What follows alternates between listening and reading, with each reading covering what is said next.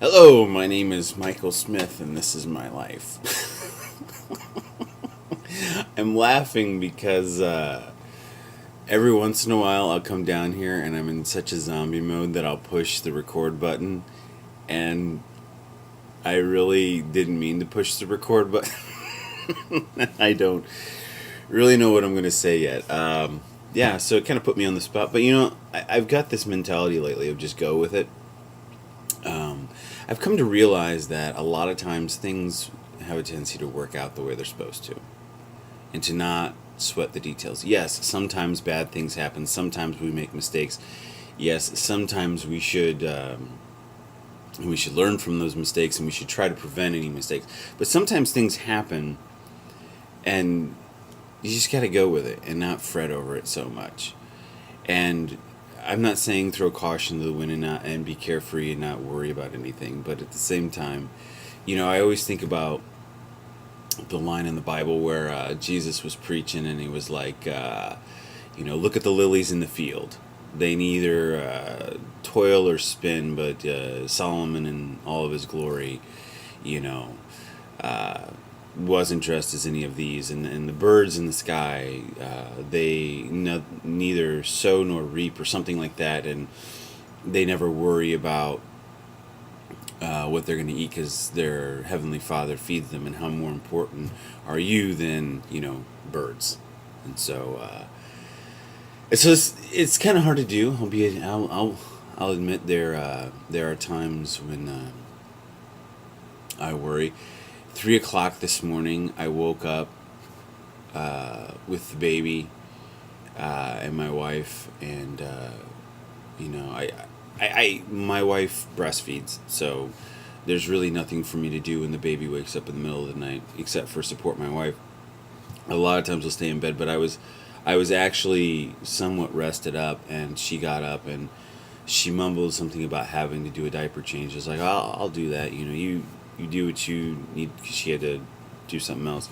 I was like, you do what you need to do real quick, and then I'll go change the diaper, and we'll meet, and I'll give you the baby, and you can feed him or whatever.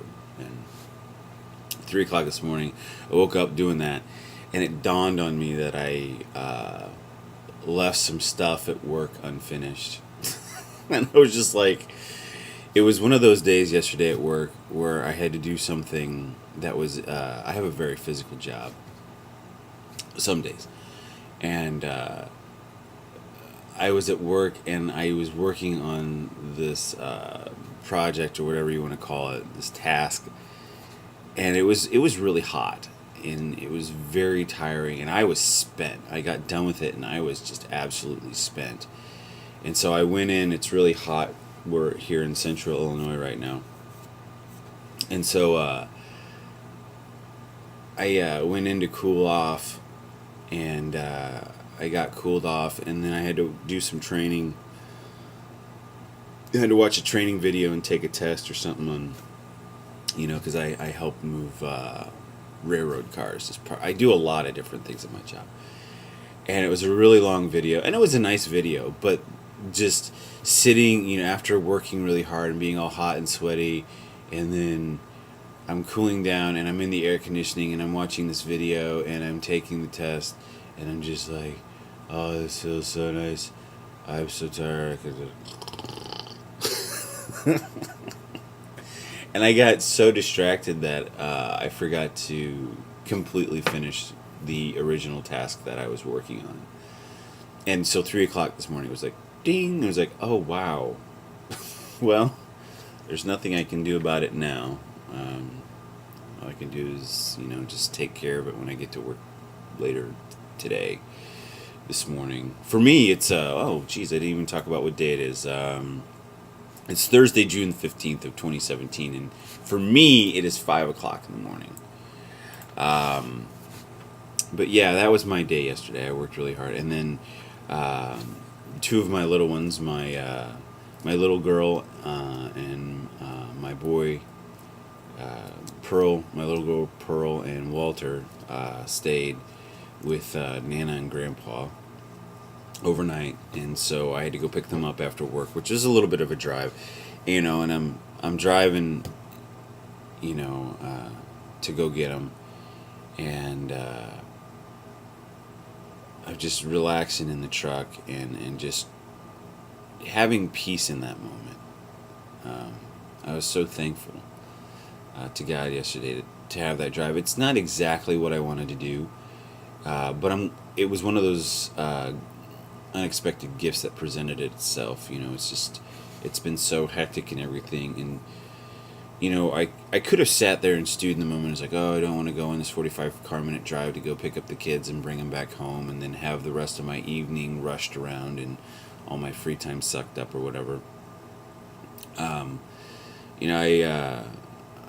I was like, okay, I'm here. I'm in the truck for 45 minutes driving cross country, and I'm looking, and it's just absolutely beautiful. It's been a little dry here. We could use some rain. We got a little bit yesterday, literally a little bit, because it started raining at work, and so I went around and shut some of the doors, because we just have screens up at the factory I work at, and so I shut the doors behind the screen so that water wouldn't get in, and sat down, and because we had a power outage, I couldn't do anything. And 5 minutes after sitting down, I was like, okay. I went outside to see if there was something I could do and work on in the meantime, and the rain had already stopped. It didn't even rain for 10 minutes. But anyway, all over the place. I just, driving across country, just realizing how beautiful this life is. I could have sat there and stewed in it. I've been mad about, oh, well, I would much rather be home, working on this or working on that or whatever. But instead, I decided to completely embrace the moment and just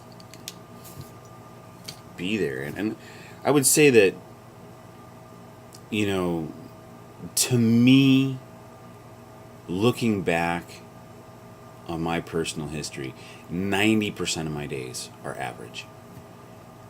There's really nothing, I'm not saving the world, I'm not curing cancer, I'm not celebrating a birthday or any major milestone or what have you. They're just average days. And, it's easy to get caught up in the monotony, but it's also easy to overlook the beauty that you see in each day. And I guess that was the biggest thing I learned, and that I would pass on and ask you to maybe ponder, is to not pass up the beauty in each and every day. And maybe you're thinking, well, I don't live out in the country, I don't have beautiful vistas to view upon. I would say that every day, whether you're in the city or you're out in the country or you're wherever you're at, there's beauty there. It's a matter of whether or not we take the time to look at it. So I picked up the kids and I brought them home, and I called my wife. It's like, hey, we're heading in your direction, because there were some storms floating around, and then I didn't think they were anything too bad, but my dad was worried about it, and I know sometimes my wife worries. So I called and let her know that I was on my way home.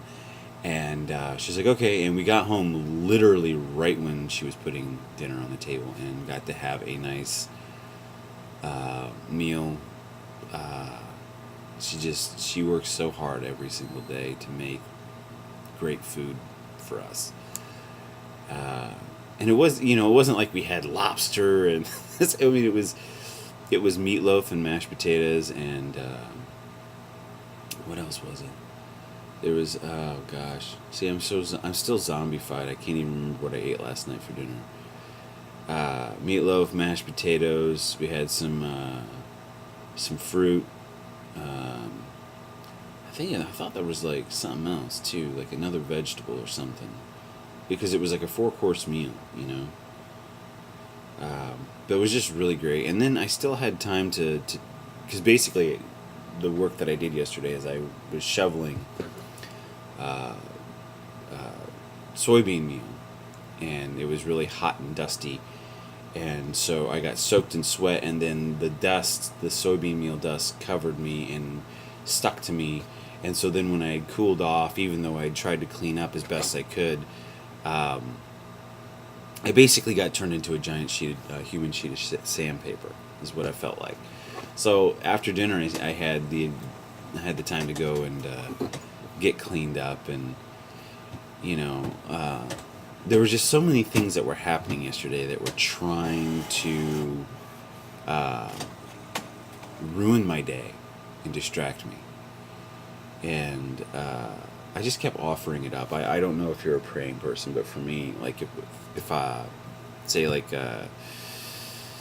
yesterday, I was having to shovel and I was starting to be tired and sweaty and get a little achy or whatever. I was like, God, I want to offer up all this pain and the sweaty and the frustrating, tiring work to particular person or persons. I just got done with a Gracia weekend, and so I offered up all my hard work for them, hoping that their experience stays with them, and that as they go forward, that they'll have a great day and a great life and keep Jesus in their life. I don't know. I just got cleaned up after all that, and still had a chance to sit with my kids. I got two of my little ones. My little Zachary, he's gonna be 2 soon, and Pearl, she was sitting next to me. They were fighting to see who gets to sit next to Daddy, and then I had to let one sit in my lap so the other one could sit next to me because they both wanted to sit next to me. I just felt really loved, and it was a really awesome and amazing day. And I will tell you, none of it would be possible without my wife, because I wouldn't have kids without my wife. And that's obvious. But, I mean, I wouldn't have a great home, and so I work very hard. I try to work as hard as I can for her. And I try to work to make her life easy. But she's also very independent, So I try not to overstep my bounds. Like she doesn't really want to be taken. She wants to be taken care of, but not too much. She wants somebody who's going to go and work and pay the bills and stuff. But she doesn't want to be babied. She's still an independent woman. She's a stay-at-home mom. She runs a business out of the home. She homeschools all the kids. She's a doer, and so I try to love her the best way that she needs and in the best way possible. And yeah, I could go on forever and ever, but right now, that's all I gotta say about that.